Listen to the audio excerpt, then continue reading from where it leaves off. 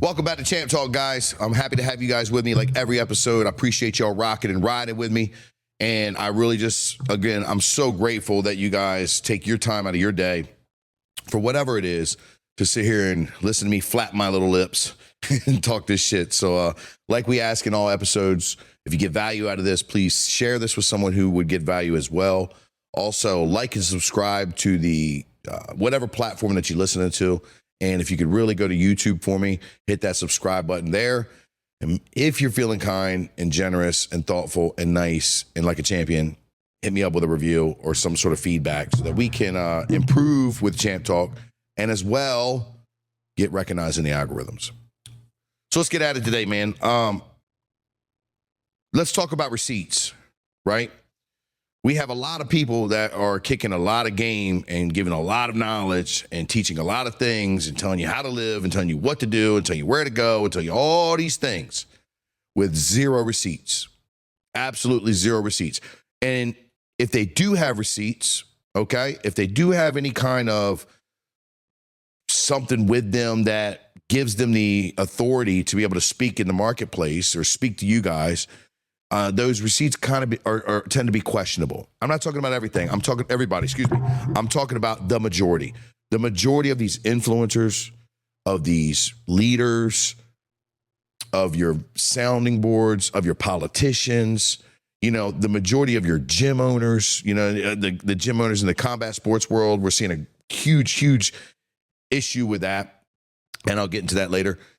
The majority of these guys and gals are coming from a space where they had the homeboy hookup, right?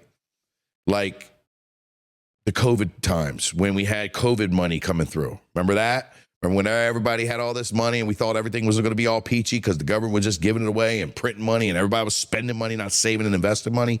And all of a sudden, everybody was an influencer. All of a sudden, everybody had a sounding board. Everybody was the person that wanted to talk to you, tell you how to live. And then you found out 3 to 5 years later, everybody were grifters and they were ripping people off and they were getting sued and all kinds of shit.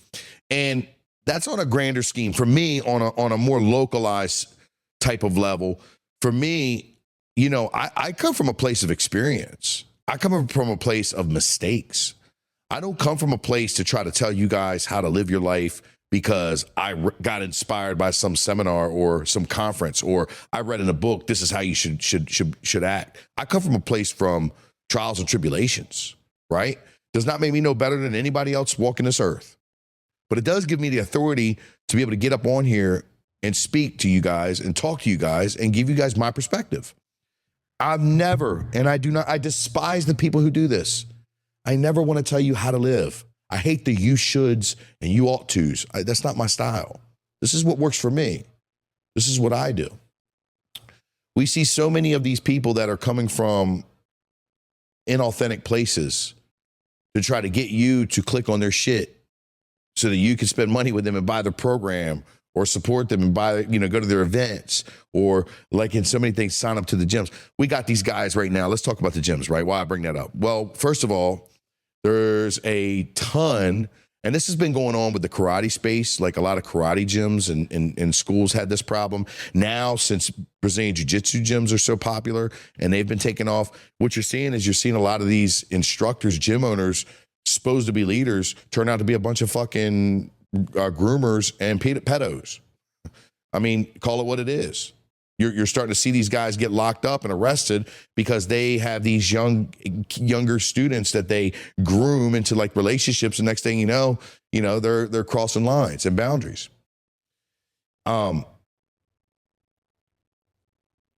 First of all, like, what the fuck? You know what I mean? Like, I'm not even going to get down that conversation because it infuriates me so much. When you're dealing with kids and you're taking people's rights like that, I couldn't even tell you the level of infuriation that it gives me. But on top of that, no matter how good of a coach or how good of a athlete that person was, everything they've ever done is tarnished. And the question, as far as like what were their real motives, right? You've seen it into the church, you've seen it into synagogues, you've seen it into the mosque, you've seen it in a lot of places where these leaders, quote unquote, to tell you how to live your life are taking advantage of people in the worst ways. let's take it away from how extreme that is, right? Got I got a little bit of this gym drama stuff that I'm constantly in. If you're in the MMA combat sports world, jiu-jitsu, kickboxing, Muay Thai, you're going to deal with it. It's what it is. It's just a part of the game, right? And I've been dealing with it for so long. Like I actually laugh at it and enjoy it. But it's funny because one of my current haters right now is so obsessed with me, right? He's so against everything that I say and I do. He literally does everything that I do. He literally mimics me every single. I wrote all these posts for over 5, 7, 8, 9 years. Now all of a sudden he's writing these long posts, which, by the way, he uses ChatGPT to write his posts. I write mine authentically, but tomato. He's out here building this brand supposedly, with this weird ass parody page. I've been building my brands for this long, right? All of a sudden he wants to, well, my competitor said I'm not good with kids. Look at all these kids. And it's like, dude, you're not authentic. You're not coming from a place of experience. You're coming from a place of you watch some videos, you watched the internet, and now you want to be like somebody you're not. And it's nothing wrong with that if you're using that for good purposes. You can be inspired by people, but if you're using that just to solely try to put somebody else out of business and try to grow your business, you're not going to win. That's not going to happen. That is a foundation that's built on sand. And we see it all the time. We see it in so many different other industries where people, they copy who they want to be like, and instead of giving props and praise, they try to tear someone down and acting as if they were the first one to do it. I got newsflash. No one's reinventing the wheel. You can go to every self-help seminar and conference and personal development meetup and all these things. It's the same stuff that's been recycled shit since the Bible. No one's saying anything new, right? But what's happening is people are getting inspired by it, and the real ones out there, you know what I mean? The ones that I respect guys like Ed Milet. He's one. I respect guys like Andy Frisella, Patrick Bet-David. These are guys that I listen to. You know what I mean? I like Goggins. Goggins got some good motivation. Eric Thomas, some of the OGs, right? Tony Robbins, the OGs. Then a couple of people I like Ryan Stewman. He gets a little bit on the political stuff and baits you there. But I mean, I know Ryan. He's a great guy. He's always done me well. Branden Brittingham, been a mentor of mine for a long time, a friend of mine for a long time. He comes from authenticity. And I'm sure there's others that I'm not naming, but these are a couple of the guys that stand out in my head. And Brandon's a friend of mine in my hometown. So, I'm again, another guy that I like to give props to while they're living, and that I've taken things that he's taught or he said, applied it to my business, and then given him the flowers he deserves and try to help him still grow his business when I'm no longer associated with him on paper. So my point is that's what we're supposed to do here. We're supposed to take the lessons and the nuggets and the value of what we're seeing from others, and we're not supposed to just use that against the people that we stole it from. Use that to steal from others, to grift, to raise money and then rip people off. It's insane to me how many people come from a place where they didn't live that life, right? And you're saying like, well, what experience you have? Well, I have plenty of experience, right? One, I grew up with humble beginnings. My parents and my family, we were on Section 8 housing, free lunch tickets, trailer park living. We moved in with my grandma. My parents worked their fucking ass off. Let me say this. My parents busted their ass, right? Did they make the best financial decisions? Did they stow money away? Did they invest? No, they didn't. Just like so many lower to middle class families just don't think of that. And even upper class families don't think of that. There's a lot of them out there. Like we know the reports. We see a lot of financials from a lot of people, and I talk to a lot of people who deal with that stuff. It's common. Not many people understand financial literacy. So living in a humble beginnings like that, being the oldest grandson, the oldest son, right, and having 3 younger brothers, 4 if you count my cousin that we helped raise, it got to a point where I could no longer feel good about myself at 14, 15 years old with taking from my family who were working so hard and taking away from my kids, taking from my mom and dad and taking away from my brothers, right? They let them get the new clothes, let them get the new school supplies. I'm going to go out here and get it. And that's when I decided to start selling drugs. And, that was the early, the early days. And It wasn't because we were so poor that I started selling drugs. It wasn't because, that was all I had to do. It looked very appealing. I'll tell you the night I remember, I was hanging out with my best friend, Tyrone Morton, man. God rest his soul, man. I love that kid. He's been gone for a long time, but he was my very first friend, best friend. And man, the world really missed out on having him around, I'll tell you. And it was like a weekend we hung out, man. And I mean, he paid my way into the skate park. They call it Skateland. He bought me food. You know what I mean? He bought the weed that we got to get high on. We're like 14 years old. You know what I mean? He took care of everything, right? I'm just for the ride, right? And being young and being a dumb kid and not realizing, my ways, we went into McDonald's again, high on weed with munchies. McDonald's was right across the street, right across the highway at that time. We went in there and I was like, yo, man, can you buy me a double cheeseburger? He's like, no, dude, you've hit me up all night. And it was that moment that I remember, 30 years ago that, oh man, shit. Yeah, 30 years ago, damn, that I would never be in that space again, right? That I wouldn't be a bum. I wouldn't ask for things. You know what I mean? My parents didn't have it. I used to save my lunch money. My mom and dad would give me like $1 or $2 a day to save, and I would save my lunch money. And then I'd be like, hitting them to go, hey girl, can I borrow $1? You know what I mean? I'd be like, flirting, but still kind of like, hey, can I borrow $1? And then all the girls would give me the money and all shit. Then I'm selling candy. And then, as I progressed into that night with Tyrone, and he didn't want to give me no cheeseburger, and my little chunky ass was hungry, especially high as hell. It was one of those things where it was like, oh, I'm not going to go back to that again. So I made the conscious decision to get into the game. It made sense. It was easier to take the weight off my family. It's, fast money. I got to, smoke for free. And then all of a sudden the power stuff and all that stuff came with it. And this is in high school, right? And of course, my mind, the way that I operate, goes to, trying to be Tony Montana with it. But let's paint a picture back into the 90s, the late 90s, early 2000s. Like, I wasn't hanging around, I had a bunch of different sets of friends, right? Because I just got along with everybody. So I wasn't just hanging around all the white suburban kids or the white hillbillies or all the black street kids or the black suburban kids or everything in between. I was hanging around these different pockets of people that I kind of just rotated because, I just, I just enjoyed having friends. I've always been like that. And there was really like a displacement for me anywhere I went, right? Like I really loved hip hop. I grew up on, rap music. That was my go-to. And I would just be in, neighborhoods, whether it be, urban neighborhoods, country neighborhoods, suburban neighborhoods, just always standing out, never having a place to fit in. And that came as an adolescent with, your signs of violence because, I wasn't going to take no shit, but at the same time, I was a target. So, here I am fighting to be tough, to not get picked on, I was huge on beating up bullies. Like that was my thing. Like I was always getting fighting with men and stuff like that when I was a teenager and grown-ups. And groups of people, so I was huge or really big dudes. I was always out of my league when I was fighting. Excuse me. But that built like this callousness, that built this grit, this resilience, this toughness, right?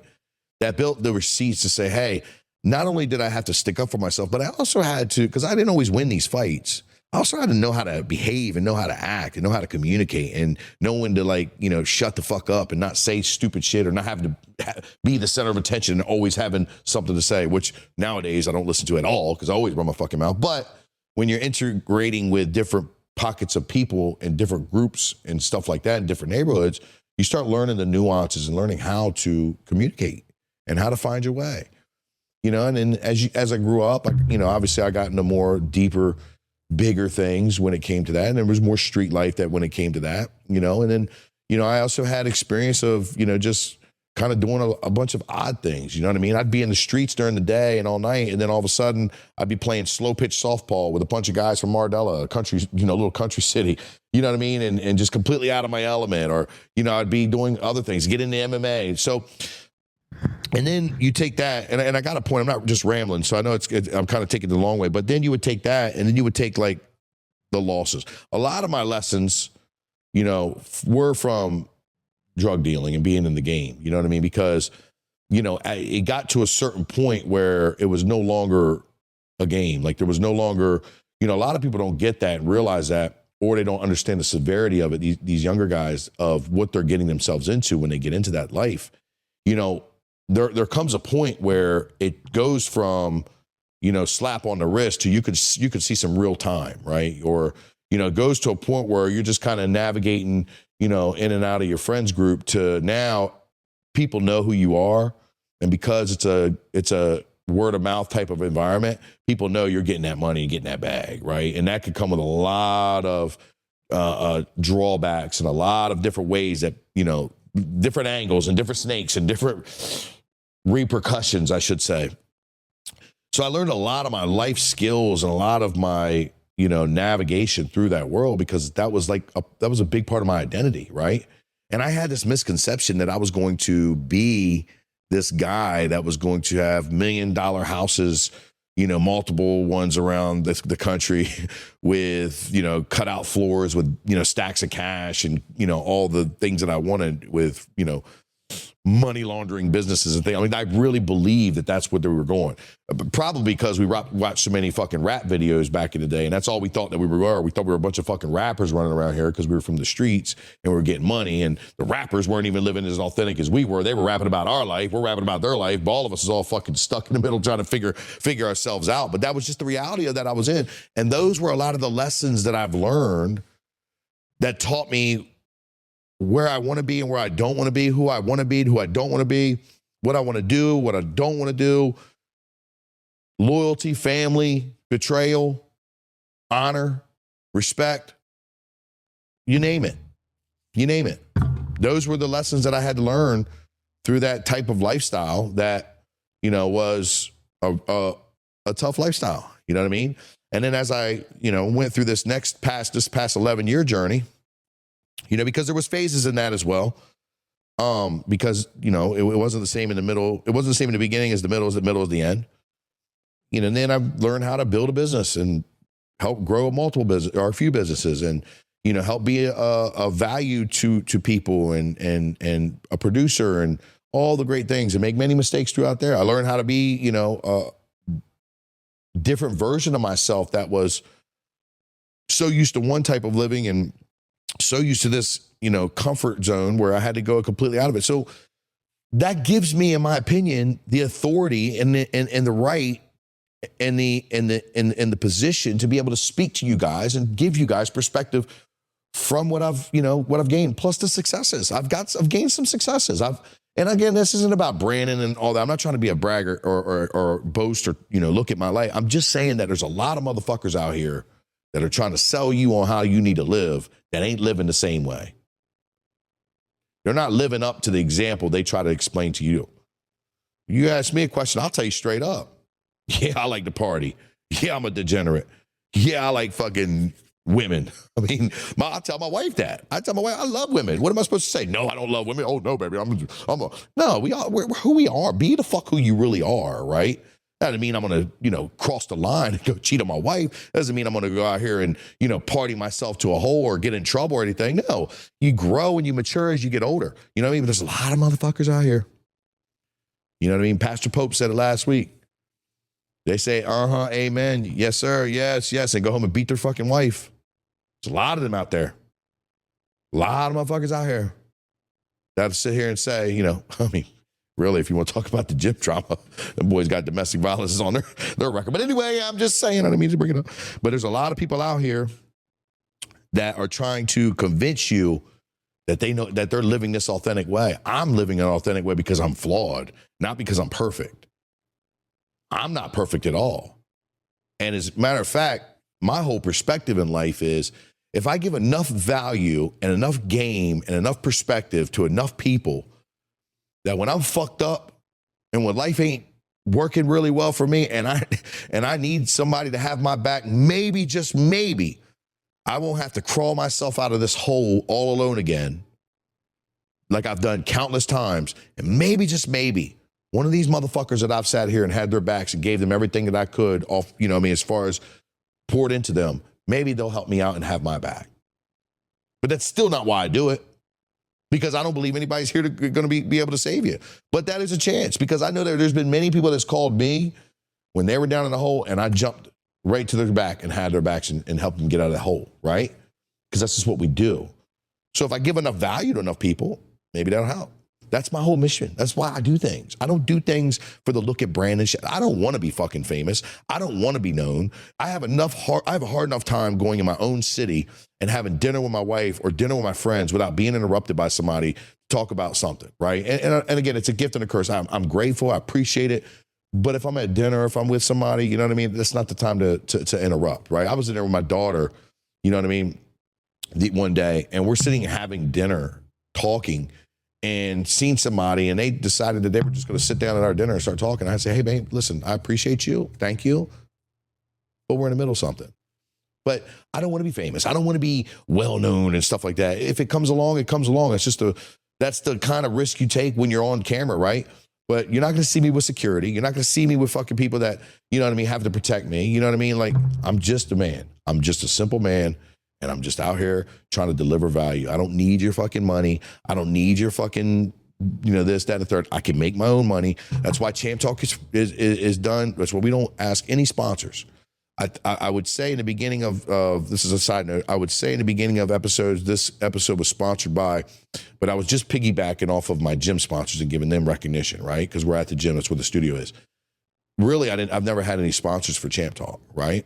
And as I watched PBD, Patrick Bet David, and realized what they do with Valuetainment, that I learned quickly that once you start taking sponsorship money, you're kind of starting to have to speak the language that your sponsors want to agree with. And I'm not doing that. I'm going to speak from the heart. I'm going to speak real. I'm not saying I'm against the sponsorship money and I won't never take sponsors. I'm just saying I don't need anybody's money. I make my own money, right? We make our own money. We generate our own income. We produce for ourselves. And we do very well. You know what I mean? I do very well for myself. So that's why I think that I have the authority to give you guys game and kick knowledge and stuff like that. So what does that knowledge entail? Okay, because I've spent 20 minutes kind of setting the context. The knowledge today will tell you that no matter how bleak and how bad it gets, right? No matter how deep in that hole you are and how fucked up it is and what's hurting and what's painful and all that you do not want to be felt sorry for. You do not want somebody out here feeling sorry for you and putting you in this box. See, when we go through tragic moments, like we all will, it's very easy for people and ourselves to want to be felt sorry for. It's very easy for people and ourselves to be put in this box or put others in this box where, hey, gosh, it's a shame what's happened to you. You know, you lost your spouse, you know, in a divorce or, you know, something worse. Gosh, it's so hard. We feel so bad. I don't want no one feeling sorry for me. I want to have people around me that understand my pain, but also we're here to add and get better. We're here to heal. We're here to rejuvenate these dead cells, these dead moments, these dead feelings that are going on right now, these painful times. We're here to rejuvenize that, re-alive that, so to speak, so that we can go through and progress and continue our mission. And our mission is to improve the quality of life for everyone around us through mindset and fitness. That's my mission. That's my soul mission. My mission in life is to set it a greater, my goal, I've talked about this. My mission in life is to have my kids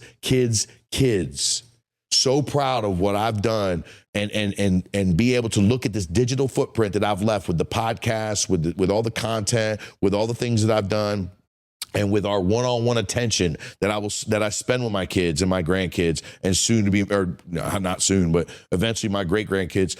I want them to be so proud that I was the one that earned the right to win for my family and changed the dynamic for my family forever, that they got a fucking picture of me in their living room as an old man, with me and my wife, you know what I mean? And that's how they honor me, because that's how much I've meant to them. I've talked about this, you know, grandmom, she still got, you know, a picture of great-great-grandmom or great-great, you know, grandpa in the house. That's what I want. That's a mission for me, is to improve people's lives and to give value to people's lives. And it doesn't come from just running my fucking mouth. That comes from a lot of work. That comes from, you have to make money, and you have to be successful, because you have to be able to fund the energy it takes to get out there and pass that message along and improve people's lives. It takes more than just getting up on your soapbox and telling everybody how they're supposed to live and preaching this and talking that and saying this without actually doing the work on the back end.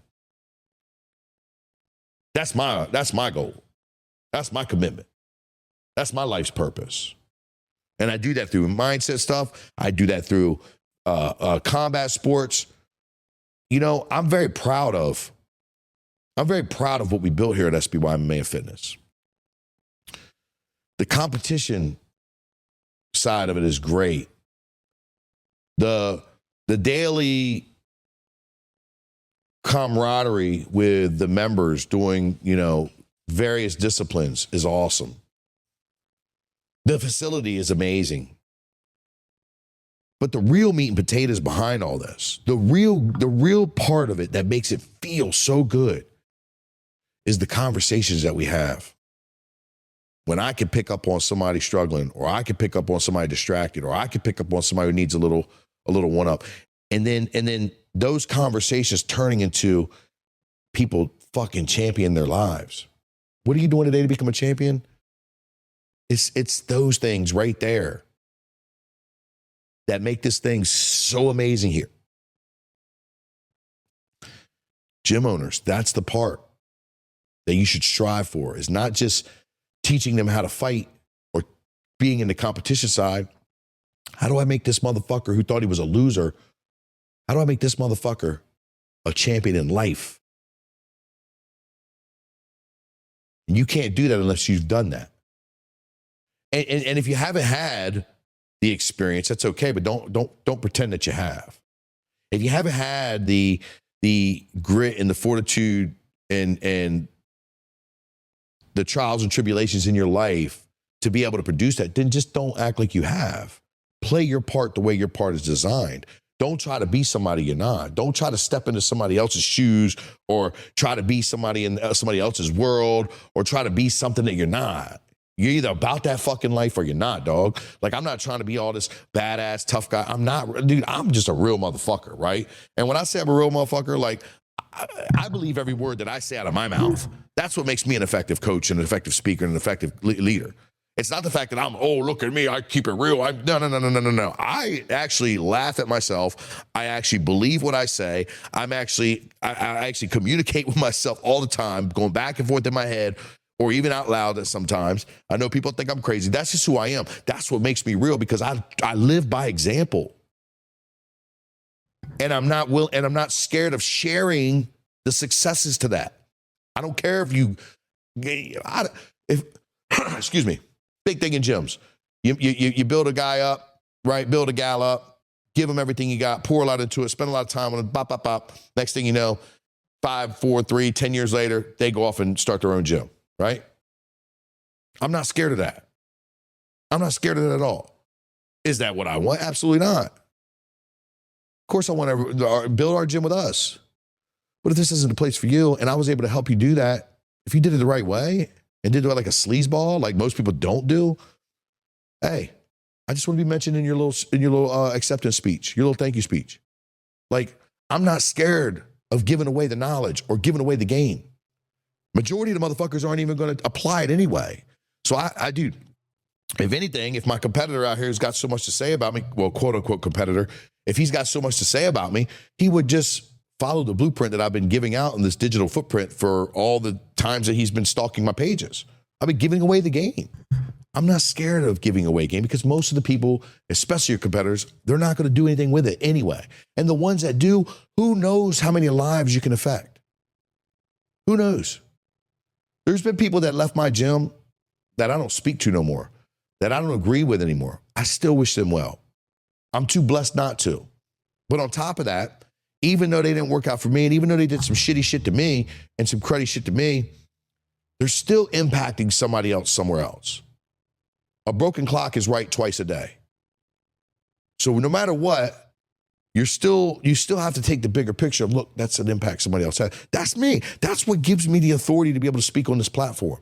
Plus, who else has done 200 podcast episodes? Where we at? We at like 180, 90? Who else has done that locally? I know there's plenty of them in the podcast space, but like there's like a huge number, like 90% of the people that start podcasts don't make it through their first 10 episodes. And like another huge percentage of that don't make it to 20. So like, bro, I do the work. I'm consistent. I'm keeping the value coming. You know how fucking hard it is to get out here and talk every fucking month or every week, about something new? Like, I'll literally sit in here with our camera guy and I'll be like, man, what am I going to talk about today? I didn't really come prepared. And then boom, just start riffing. And sometimes it's good, sometimes it's not. But it still gets shared. And I still step up and do the work every single day, every single week. And it comes every week. So, you don't want people to feel sorry for you when you're at your lowest moments. You want people that are going to sit here and add value to you and see you for who you are and then not give up on you and force you to move your ass, to get up and take action.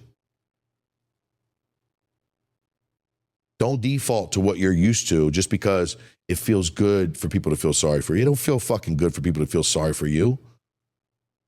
It might feel relieving for a moment.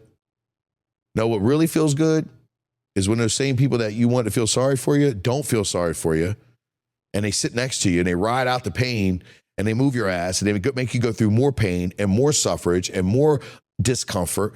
And they sit here and they push you to go through some of the darkest and hardest days of your life. And you get out on the other side of that. And all of a sudden you look back at it with such grit, such appreciation, such value. You say, damn right, that motherfucker never left my side. And we got through some crazy shit. And now look at me. Now look at me. I'm an even better version of myself that's taking a loss.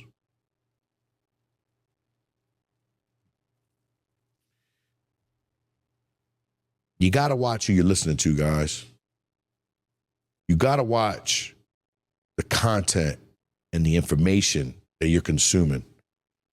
Because there's a bunch of motherfuckers out here right now that are listening and believing and getting duped by these fake, phony-ass motherfuckers that act like they're leaders. There's a bunch of people out here right now that are weak and they haven't built their strength yet. And they haven't built their grit yet. And they fall for this bullshit that these fake ass leaders and these fake ass voices and these people that try to, stand here and act like they're all that. They fall for this bullshit. And they ride on the coattail of these guys and these gals. And they make stupid fucking decisions.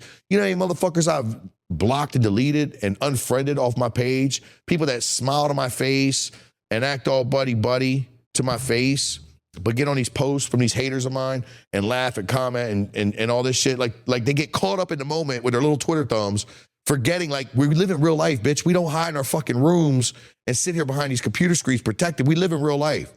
Had a dude come up to me and talk about we needed to talk. Bitch, we don't need to talk about nothing. I considered you a friend. You talk shit on the internet and jumped on these posts. Now you want to be my buddy in real life? Nah, go that way. That's how I run. That's how I carry myself. But there's a lot of these weak motherfuckers like that guy who's following people that are just as weak, that are grifting and that are faking and that are sitting here trying to be an example. And it's making people do crazy things. And it's even bigger example in politics. Say what you want about the way that you feel about the president of the United States, right? That man's life that we know of has been attempted to be assassinated 3 times. The most on one president in the history of the United States. Say what you want about him. I don't care if you like him or dislike him. First of all, he's our president. I hope he wins. I hope he does all the things good that he says he's going to do because he's our president. I felt the same way about the last however many he's been alive since I've been alive. But he still has a family. He still has a wife. He still has people that care about him. And because people are becoming radicalized off the internet and off what other people say, they're making decisions to try to assassinate a president. That's the biggest example of what I'm saying. No one with any kind of receipts or have been through any kind of violence in real life is telling anybody to go do something like that. The people that are telling people to do that are sitting at the comforts of their homes or the comforts of their businesses or their meetings, sneakily behind closed doors, radicalizing young people into thinking that they're going to make this huge change by doing something egregious like that.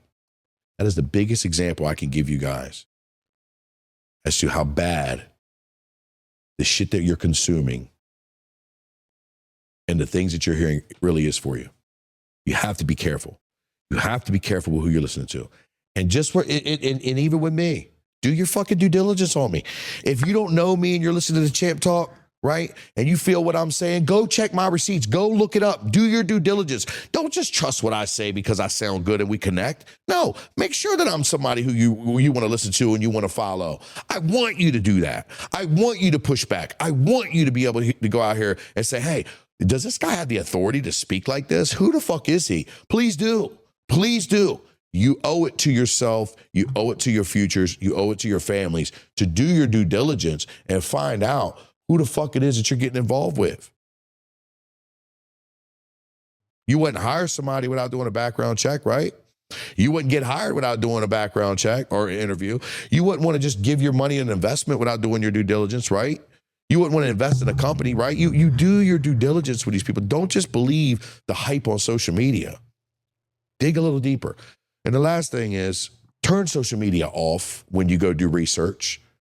When you go do research about anything, there are plenty of places to find real information other than biased ass ChatGPT.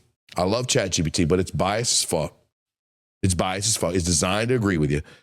It's designed for your best benefits.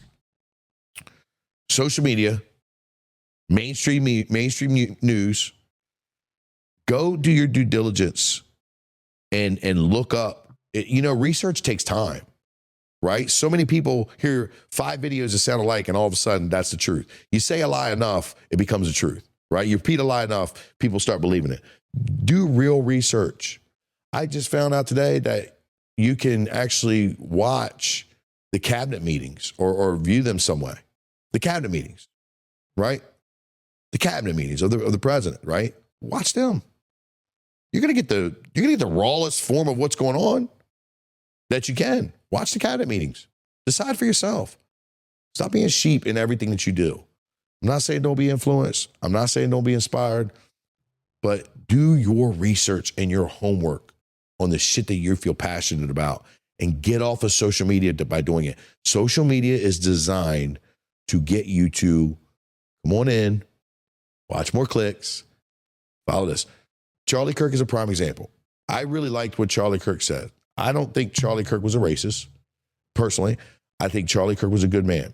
Here's my issues with Charlie Kirk, right? Or my issues about, which we all should have issues. This is not a dig on him. I think sometimes when he could have been flexible in his debates, that he kind of leaned too heavy into his religious beliefs and it stood by them instead of kind of, hey, maybe this does make a little bit more sense. And I think he probably should have had a couple more black people around him saying, Charlie, you really shouldn't say it like that. That doesn't sound good, right? That's not the way you say it. We know you don't mean this, but that's a little too much, right?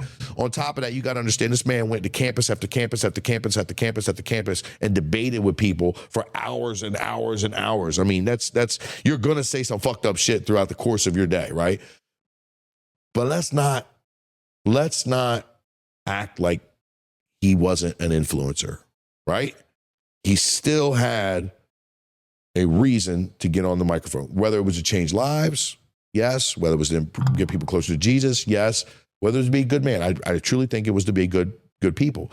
There was also an ulterior motive there where he wanted to help out the Republican Party and he wanted to get Donald Trump elected and all these other things, and that's what he felt like. Okay, cool, all good. Do your research because they're all still on social media and on TV for a reason. I told you my reason. I just want to bring value so in case I'm fucked up one day, I need help.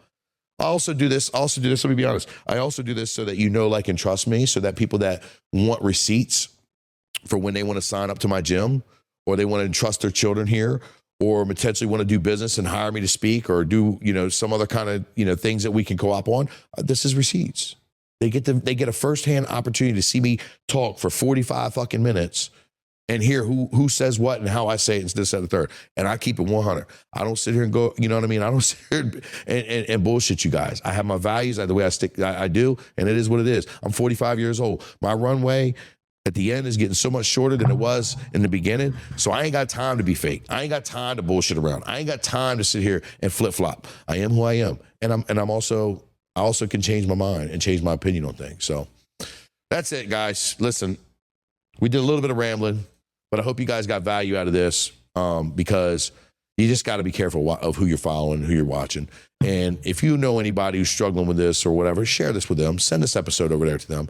Get on here and share it as much as you can. We need more eyes, more ears on Champ Talk so that we can get recognized in the algorithm. So like and subscribe to any platform. Please give me a review.